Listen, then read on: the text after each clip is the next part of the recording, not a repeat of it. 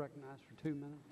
I thank the chair. I thank the entire panel. You know, over the last several months, there's been a tremendous volume of discussion on all the rulemaking coming out of Dodd-Frank and the profound effects that it's going to have on the derivative markets and the broader economy as well.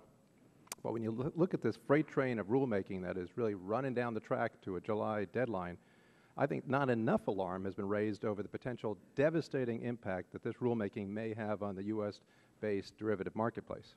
Now, when I talked to several market participants, they told me that if the rulemaking, particularly at the CFTC, were to be implemented in its current form, it could literally spell the end of U.S.-based derivative markets. It would simply cease to exist. That's because the potential negative consequences are many and far-reaching, from making it prohibitively expensive for thousands of your small Main Street companies to engage in responsible risk mitigation, to making it basically impossible for many of our financial firms to compete around the world.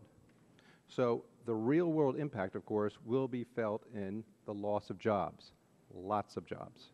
Look, the U.S. has already millions of manufacturing jobs that have been lost, jobs over the last several years, but we have still remained a leader in financial services. But if these rules get implemented as is, that will no longer be the case. We will hemorrhage millions of excellent high-paying jobs to other localities around the world, where there will be little to no appetite, I think, to follow some of the more outlandish rulemaking that are part of a grand, and I say unnecessary expense that could have massive negative consequences. So it's bad enough, I think, that Title VII was written literally in the middle of the last night of the Dodd-Frank conference back in June. So let's not here now exacerbate the mistakes made that night by rushing through a rulemaking process that is even more far-reaching than the contemplated by the bill's authors. Derivatives, I think, have been a favorite whipping boy, if you will, of many critics.